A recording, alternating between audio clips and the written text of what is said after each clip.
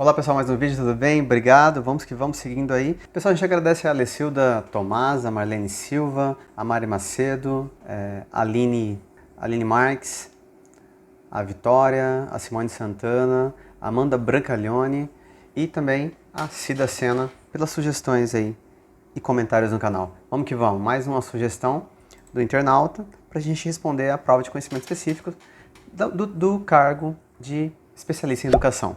Vamos que vamos, dê seu like, se inscreva no canal, escreva nos comentários e vamos que vamos, sempre pensando na educação, a sociedade e a complexidade do real.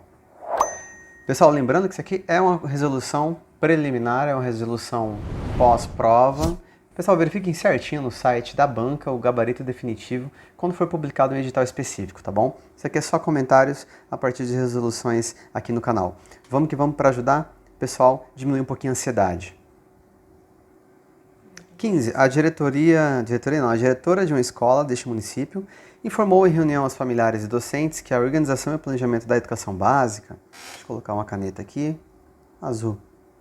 Então, a diretora de uma escola deste município informou em reunião aos familiares e docentes que a organização e o planejamento da educação básica cabe à União, aos estados, ao Distrito Federal e aos municípios organizar, em regime de colaboração, e os respectivos sistemas de ensino. Sobre esse tema é correto afirmar em... Bom, lendo as alternativas aqui, a gente tem grande probabilidade de ser a que a União ela vai desenvolver o Plano Nacional de Educação. Porque a letra A vai dizer o seguinte: a União incumbirá a tarefa de elaborar o Plano Municipal, não é a União. A União incumbirá a tarefa de elaborar o Plano Curricular Municipal, também não, é o Sistema Municipal de Educação. A União incumbirá a tarefa de elaborar o Plano Nacional de Educação em colaboração com os estados, Distrito Federal e municípios. Então, muito provavelmente é a letra C. Bom, pessoal, com a ajuda da Jaqueline Braga aqui, trocando uma ideia sobre as questões de especialista na educação. Colocando a caneta de novo. 16. De acordo com o Felipe Mihir, a missão fundamental da escola é transmitir às jovens gerações, então, qual que é o papel aí da escola? Os meios de assegurar ao mesmo tempo futuro, seu futuro e o futuro do mundo. Neste sentido, todo professor ou professora, quando pensar na organização e planejamento da educação básica, deve considerar que... Então, parece-me que ele quer aí, está muito preocupado com a ideia, definição, conceito de educação básica, ou da educação básica. Então colocou o autor ali um pouquinho para, talvez, tentar confundir o candidato ou a candidata. Então, Felipe, o Durkheim, Felipe Pirnot, então são os autores aí, Zabala, que falam muito sobre educação, sobre o papel da educação básica. Letra A. A educação básica é formada por um grupo de escolas preocupadas com o futuro das crianças, matriculadas na educação infantil, no ensino fundamental, no ensino médio e no ensino superior. Então, se a gente está falando de educação básica, não é ensino superior. A educação básica é formada pela educação infantil, ensino fundamental e ensino médio. Muito provavelmente essa está na Berlinda. A educação básica é formada por creches, educação infantil e escolas de ensino fundamental. Está faltando aqui alguém, né? Ensino médio. A educação básica é formada pela educação fundamental e educação média.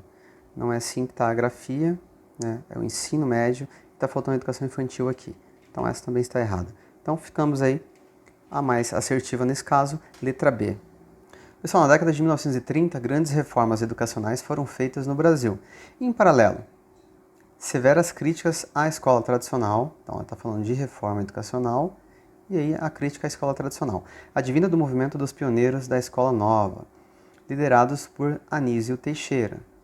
De acordo com Godoy, esse movimento influenciou significativamente a política educacional, a investigação acadêmica e a prática escolar.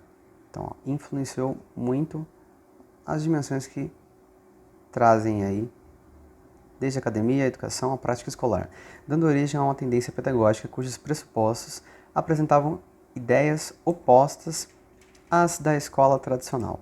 Então, a escola nova, a escola novismo, que é a tendência liberal, progressiva, não diretiva também, diretiva. Então, de acordo com a tendência escola novista. Então, quem leu as tendências e lembra da crítica à escola tradicional, sabe que ela surge enquanto escola nova a partir do foco, né? Foco no aluno. Vamos verificar. O aluno torna-se o centro do processo educativo, deixando de ser um mero espectador. Beleza, até aqui tá ok. Torna-se o centro. Deixando de ser um mero espectador e assumindo o papel principal em sua aprendizagem. Essa aqui tá legal. O centro do processo pedagógico desloca-se para os meios. Não. Aqui é escola tecnicista. Né? Aí vai ter lá Skinner, condicionamento operante e tudo mais. Nessa tendência prevalece o individualismo. Até aqui bateria na trave, mas esse não é o foco. E a ênfase é o papel do professor. Não, a ênfase aí é o foco no aluno, com movimentos e organizações pedagógicas ligadas aí ao aluno. A escola deve seguir regras pautadas exclusivamente no interesse da comunidade. Não. Então aqui o foco é o aluno. 17, letra A. 18. Pessoal, mediar a aprendizagem na perspectiva histórico-cultural de Vygotsky. Muito bom. Vygotsky significa que, na verdade, Vygotsky, é o Levi Semenovich Vygotsky. Né? Ele nasceu na cidade de Orsha, na Rússia, morreu em Moscou. Né? Um grande pensador aí do desenvolvimento educacional, da pedagogia, da psicologia da aprendizagem. Bom, Vygotsky, nesse caso, está falando sobre mediar a aprendizagem. O que é essa mediação? Não oportunizar e nem potencializar a construção do conhecimento. Não, né? É enfatizar a construção do conhecimento. Estar consciente de que somente o professor transmite conhecimento. Não, ele está muito preocupado com a mediação. O professor é um elo principal, mas ele é um elo nessa corrente.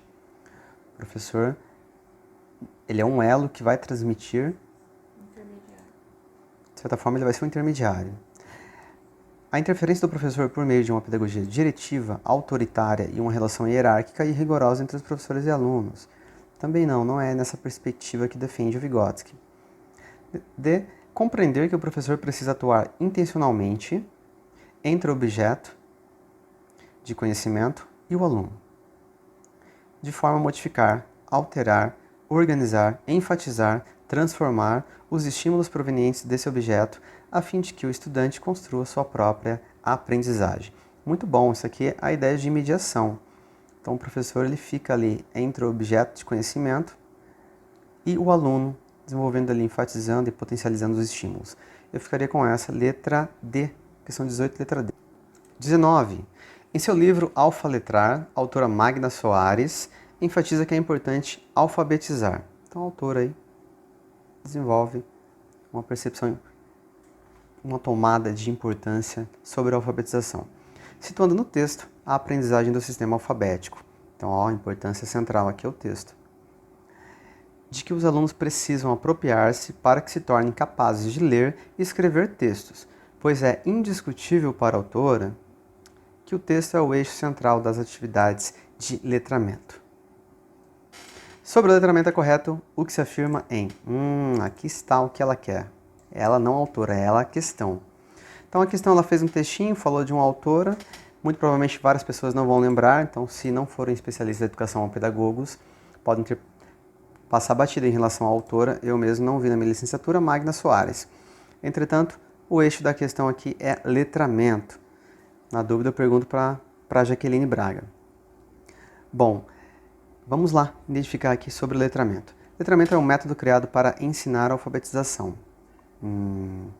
Muito provavelmente não. O letramento é muito mais do que apenas então somente a alfabetização. Lembra de Paulo Freire, hein? Não basta ler e dizer que Eva viu a uva.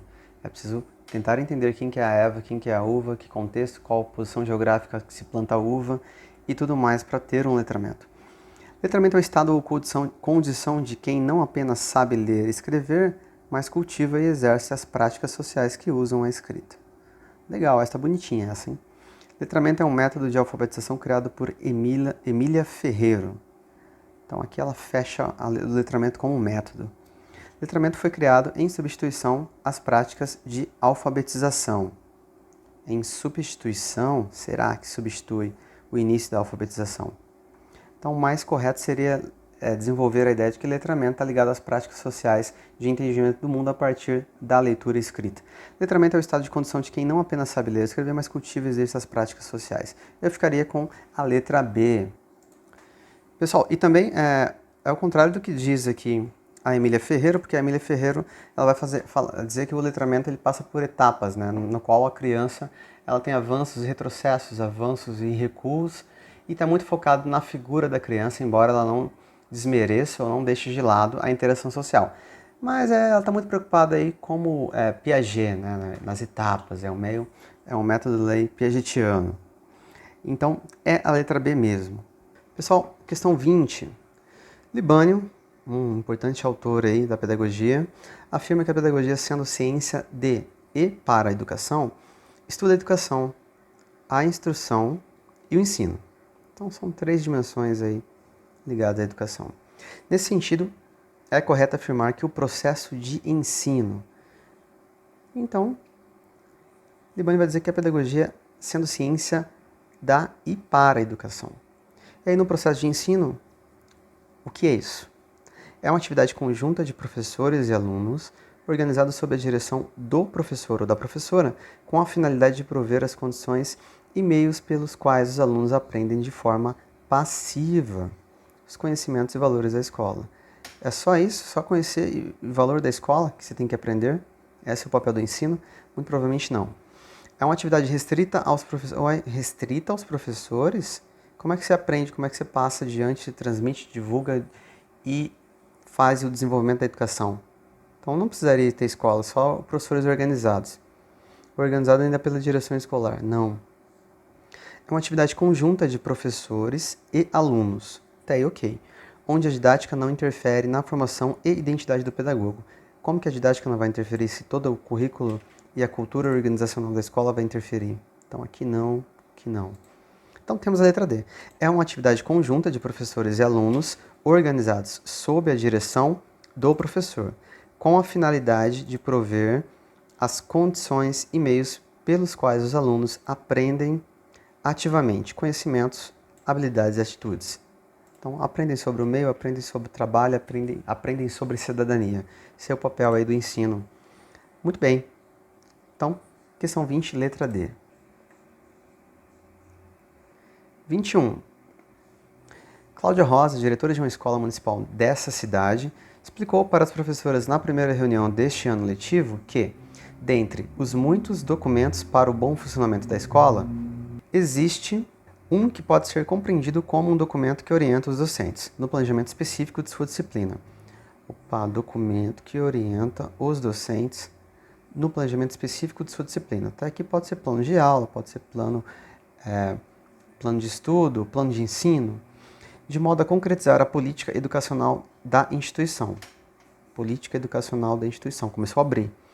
Salientou ainda que este documento, que constitui numa referência norteadora de todos os âmbitos da ação educativa, abriu mais ainda, todos os âmbitos da ação educativa dentro da escola. Por isso, sua elaboração requer, para ser expressão viva de um projeto coletivo, a participação de todos aqueles que compõem a comunidade escolar. Direção, coordenação, professores, famílias, etc. A diretora Cláudia Rosa ressaltou que este documento é o macro planejamento da escola. Macro, coisa maior do que um simples planejamento ou de que um planejamento de ensino de uma disciplina. Que deve ser entendido inicialmente como processo de mudança e antecipação do futuro. Com base em sua experiência docente, a diretora está referindo a qual documento? Então, com base na nossa experiência. Bom, muito provavelmente vai ser o projeto político-pedagógico, porque é escrito a várias mãos e tem como perfil aí um planejamento de ações e mostrar como que desenvolve o ensino nessa escola, a organização da escola como um todo. Então eu ficaria com o PPP, projeto político-pedagógico. 22. É sabido por todos os educadores deste município que o currículo da educação infantil, do ensino fundamental e do ensino médio, que os currículos, devem ter base nacional comum. Então é a base nacional comum, nesse a gente acrescenta aqui curricular, a BNCC, a ser complementada em cada sistema de ensino e em cada estabelecimento escolar. Então ela vai ser complementada, é considerada como algo básico que os estudantes têm o direito de saber. Entretanto, os sistemas de ensino vão complementar. e em cada estabelecimento escolar, por uma parte diversificada, exigida pelas características regionais e locais da sociedade, da cultura, da economia e dos educandos. Neste sentido, é correto afirmar que, vamos lá, sobre a BNCC. A BNCC, Base Nacional Comum Curricular, e os currículos das escolas não se identificam na comunhão dos princípios e valores. Os currículos têm que ser identificados com a BNCC. Apesar da teoria da BNCC desenvolver a ideia de que a BNCC não é currículo, é só um regimento norteador para que se cumpra um currículo, em sua gênese, em sua coisa mais substancial de sentido, ela é um currículo, porque ela normatiza, realmente ela vai ser um currículo. Então ela vai trocar uma ideia muito fortemente com o currículo da escola. A Base Nacional Comum Curricular definirá direitos e objetivos de aprendizagem somente para o currículo da educação infantil. Não. Vamos ver o outro aqui. A BNCC, Base Nacional Comum Curricular, e currículos têm papéis complementares para assegurar as aprendizagens essenciais definidas para cada etapa da educação básica, uma vez que tais aprendizagens só se materializam mediante o conjunto de decisões que caracterizam o currículo em ação. Então, por isso que eles serão complementares. Essa aqui tá legal. Eu dou um ticado nela aqui. A BNCC, Base Nacional Comum Curricular, e os currículos têm papéis complementares para assegurar as aprendizagens essenciais definidas para cada escola da rede estadual. Até aqui, ok. Não havendo nenhuma interferência nas escolas municipais ou privadas. Não, ele é base. Tem sim interferência porque ele vai servir a todas as escolas. Então essa está errada. Então a gente fica com a letra C. 23.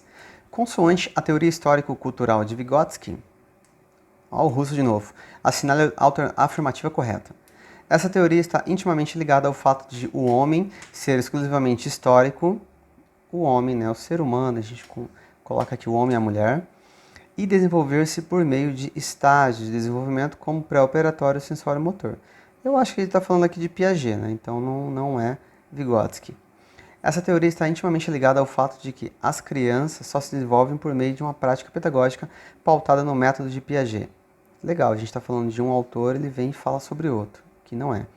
Essa teoria está intimamente ligada ao fato de que o homem é um ser social histórico, até que ok.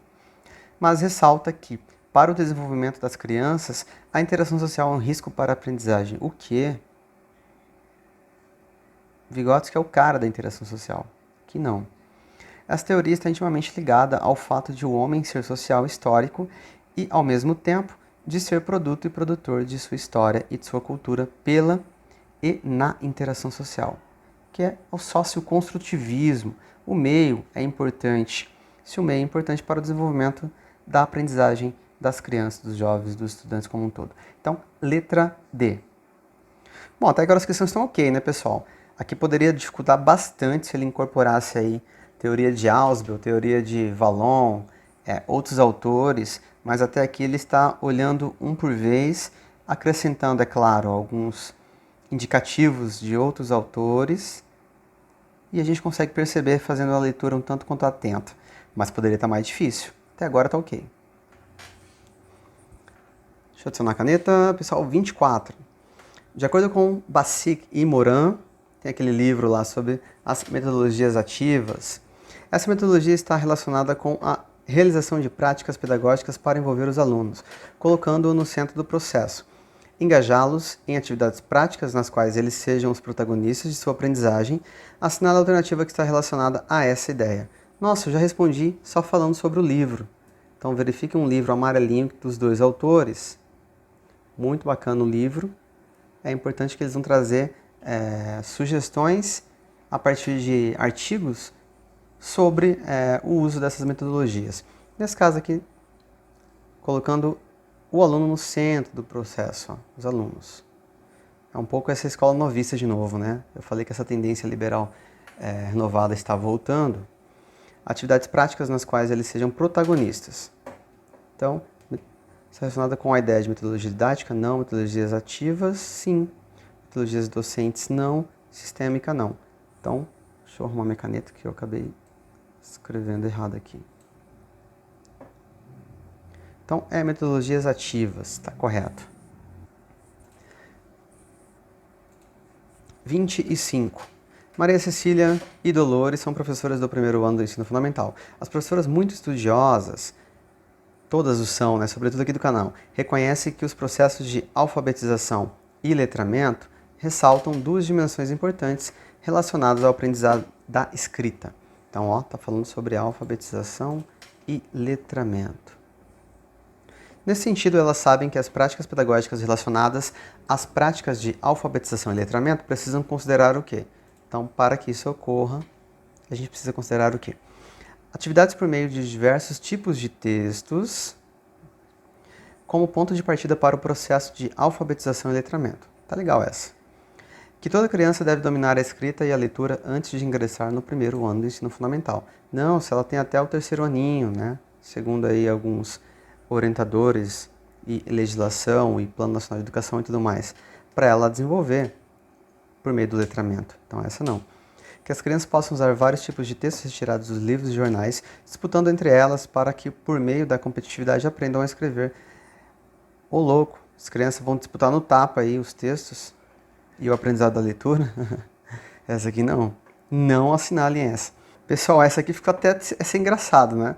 Vão sair no tapa para pegar esses livros e jornais e fazer a leitura e aprender. Não dá, né? Não dá. Que é determinante que todas as crianças decorem as vogais e as sílabas até os 5 anos de idade? Não, e aí o processo de tempo e maturação de cada um. É antipedagógico isso aqui, né? Cada criança tem seu tempo. E aí a gente tem que desenvolvê-lo. Então, muito provavelmente, a mais assertiva aqui, no caso da questão 25, é a letra A. Pessoal, 26. A professora Cristina reconhece a importância do papel da avaliação no ambiente educacional.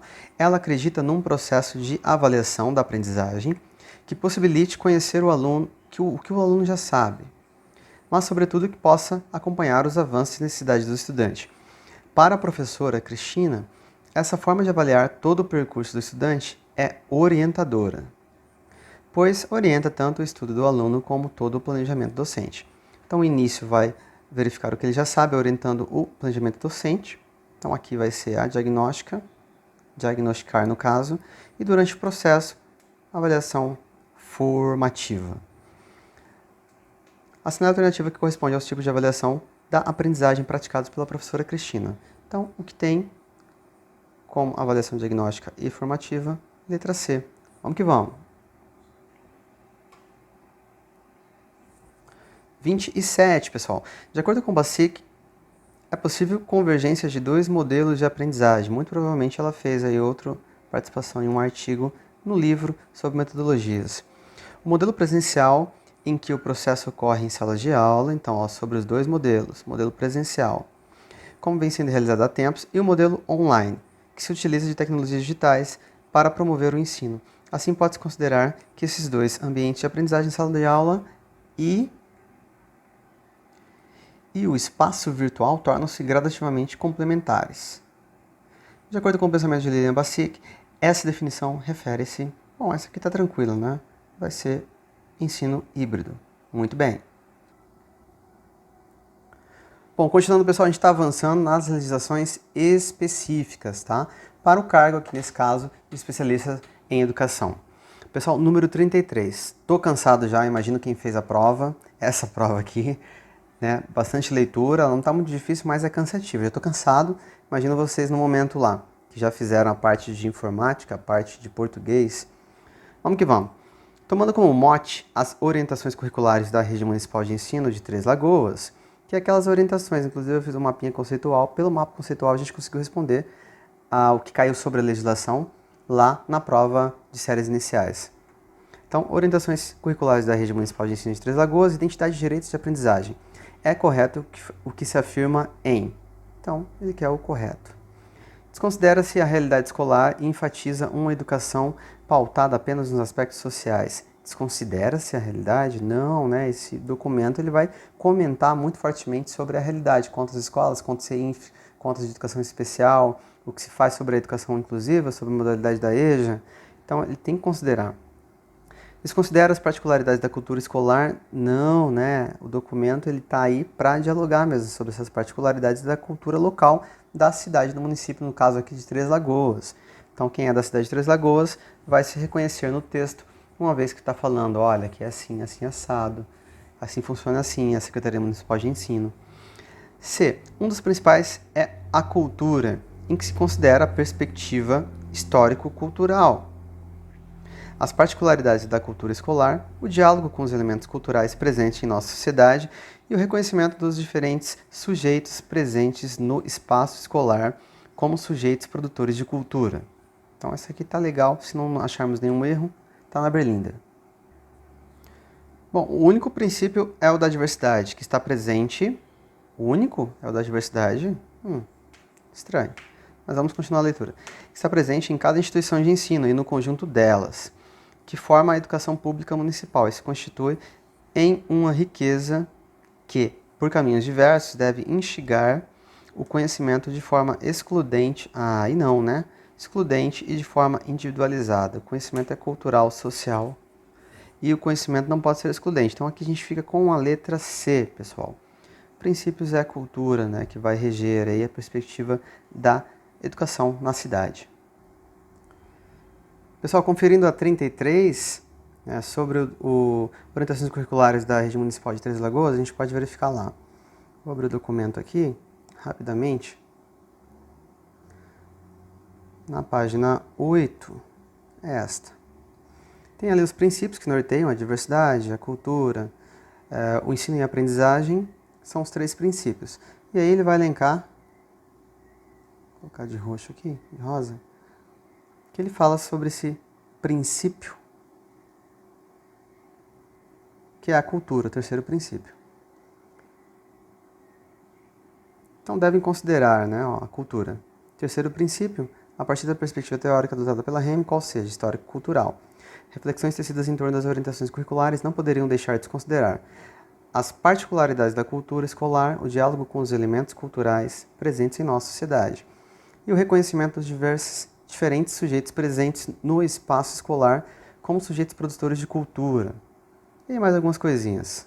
É isso. Bom, 34. Também sobre o documento curricular, as orientações curriculares da Rede Municipal de Ensino de Três Lagoas, assinar a alternativa correta. O professor, como sujeito da ação educativa e das intervenções pedagógicas necessárias para que o aluno aprenda, de modo a respeitar a diversidade existente em sala de aula. Vamos deixar essa na berlinda. Bom, então o professor ele é esse sujeito, né, da ação educativa e das intervenções pedagógicas. B. A gestão pedagógica é abordada como pessoas que são responsáveis pela ação formadora continuada dos protagonistas do processo de ensino e aprendizagem. Até aí, ok. Porém, não é responsável por acompanhar o desempenho dos estudantes. Todos aí da equipe pedagógica são responsáveis, de certa forma, para o desenvolvimento da escola, né? E a organização curricular, a organização da cultura organizacional da escola também. A gestão escolar, sujeito que transforma a escola em um espaço de ação educativa excludente. Não. Gestão democrática em Plano Nacional de Educação, Plano Municipal de Educação, diretrizes, LDB, mais um monte de coisa. O professor como sujeito de direitos e deveres que deve ensinar os estudantes. Vamos subir. Apenas o que está contemplado nos livros didáticos. Não, né? Muito cuidado com essas palavrinhas, eu sempre comento aqui no canal. Apenas você limita demais o processo e aí o professor ele vai ser aquele conteudista que vai repetir, né? Eva viu a uva, apenas isso. 35. É um documento de caráter normativo que define o conjunto orgânico. Ele é um caráter normativo, que define o conjunto orgânico e progressivo de aprendizagens essenciais que todos os alunos devem desenvolver ao longo das etapas e modalidades de educação básica, de modo a que tenham assegurados seus direitos de aprendizagem e desenvolvimento. Esse documento está em conformidade com o que determina o Plano Nacional de Educação, né, o que a LDB diz e também o que a Constituição Federal de 1988 diz. Entretanto, ele tem um nomezinho, né, além do documento norteador, que é a BNCC, a Base Nacional Comum Curricular, que é esse daqui. A Política Internacional de Educação, não. Base Comum Educacional, Lei de Diretrizes de Base de Educação, não. Então estamos falando da BNCC, muito bem.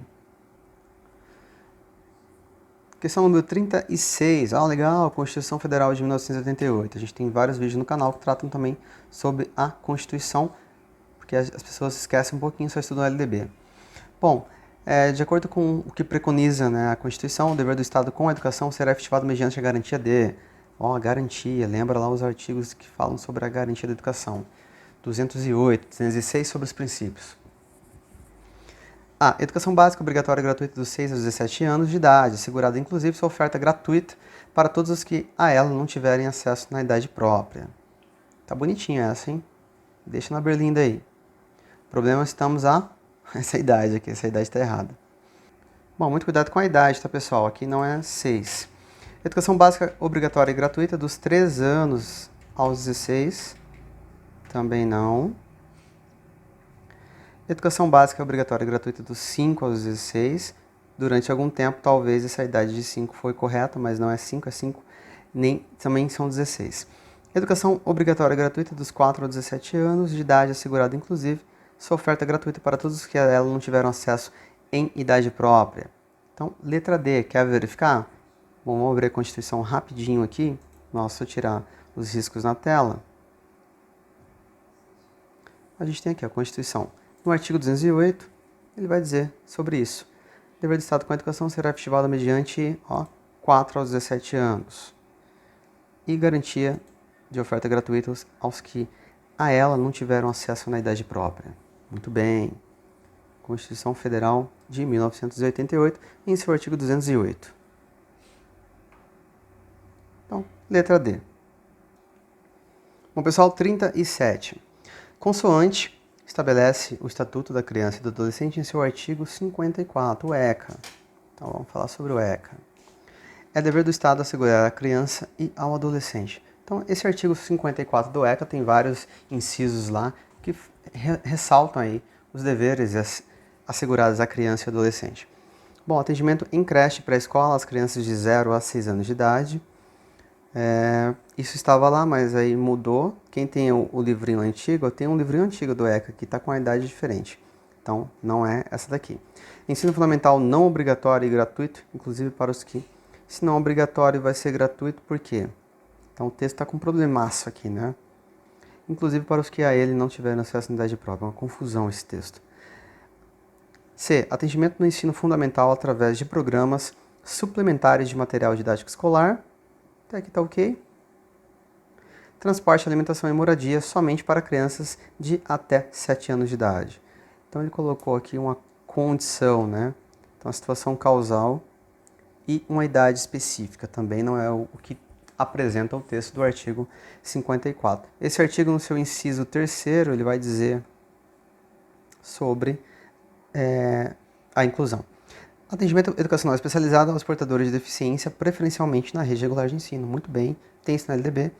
Tem, inclusive, a mesma definição na Constituição Federal como portadores de deficiência. Muitos candidatos, talvez desavisados, ia considerar essa errada por conta do uso da nomenclatura antiga, portadores de deficiência. Entretanto, é assim que apresenta no ECA e assim apresenta na Constituição Federal. Então, letra D. Pessoal, 38. Conforme preconiza o decreto número 7.611 de 2011, que fala sobre a educação especial, o atendimento educacional especializado é dever do Estado, né? O dever do Estado com a educação das pessoas público-alvo da educação especial será efetivado de acordo com algumas diretrizes. Então, eles querem, né? No caso, o enunciado, a banca, dentre elas, é certo que se afirma em.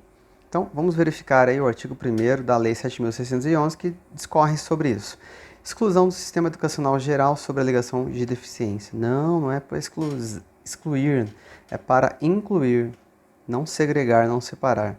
Garantia de um sistema educacional inclusivo em todos os níveis, sem discriminação, com base na igualdade de oportunidades. Muito bem, essa aqui está legal. Oferta de educação especial apenas na rede municipal de ensino? Não, né? Inclusive tem no ensino superior. Ensino superior também tem. Tem um podcast que eu gravei com a professora lá da UFMS, que ela é especialista e trata sobre a educação especial e pesquisa sobre a educação especial, inclusive no ensino superior. A educação especial deve garantir os serviços de apoio especializado voltado a eliminar barreiras que possam obstruir o processo de escolarização. Até aí legal, né? Entretanto, somente estudantes com deficiência motora e os intelectuais e com os transtornos globais de desenvolvimento e outras especificidades. Então, essa vamos ficar com a letra B. Quem quiser procurar, verifique essa lei no artigo 1º, inciso 1º também. Bom, pessoal, vamos para a questão número 39. De acordo com o Plano Municipal de Educação dos Municípios de Três Lagoas, o PME, Plano Municipal de Educação, assinala a alternativa que contenha a primeira meta. Legal, então ele quer saber aí a primeira meta do Plano Municipal de Educação de Três Lagoas. Alfabetização e analfabetismo. Elevar para 95 a taxa de alfabetização da população. A meta primeira ela fala sobre a educação infantil. A meta 2 sobre o ensino fundamental, a meta 3 sobre o ensino médio, a meta 4 educação especial e a meta 5 alfabetização. Então, se ele quer a primeira, não vai ser sobre a alfabetização, tá bom? Educação infantil universalizar até 2016, essa que tá bacana.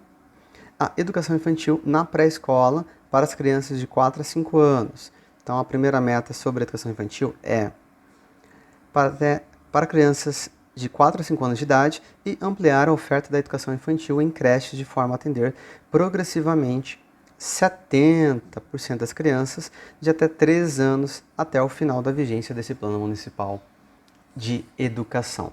Muito provavelmente, quem lembra sobre a meta 1 vai lembrar que é sobre educação infantil.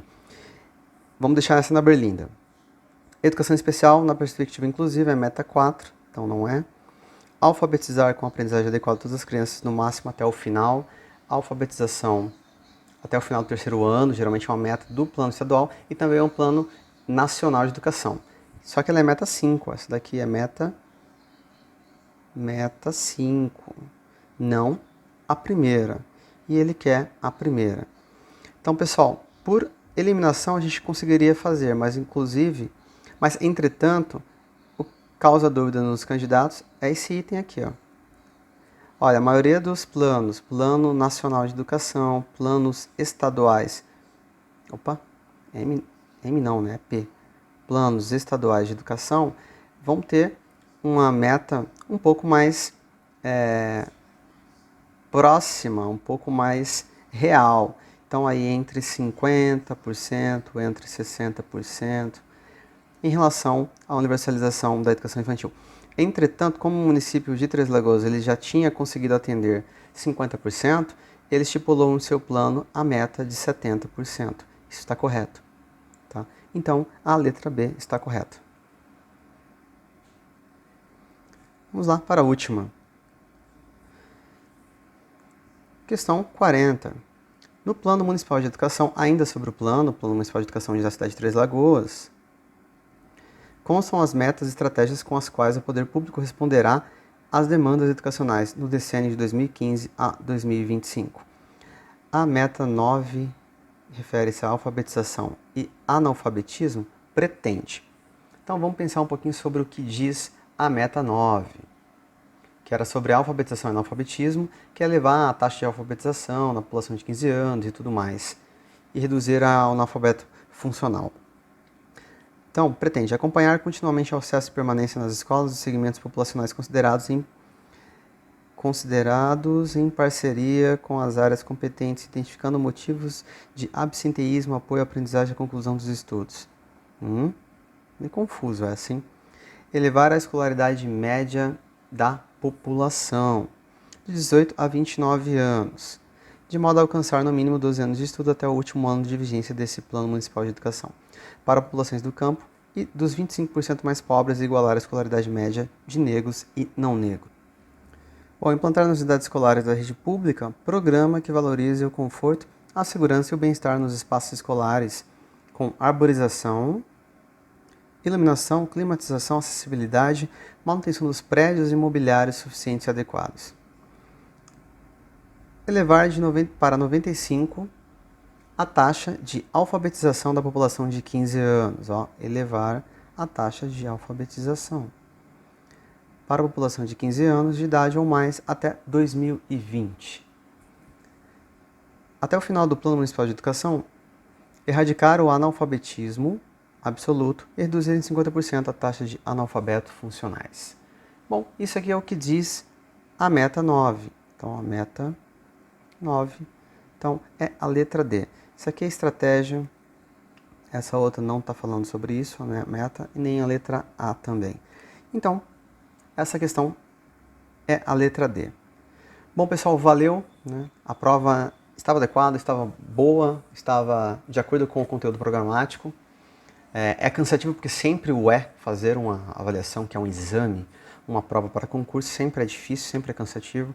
Por isso que cada treinamento, cada leitura é importante e vai ajudá-los com certeza.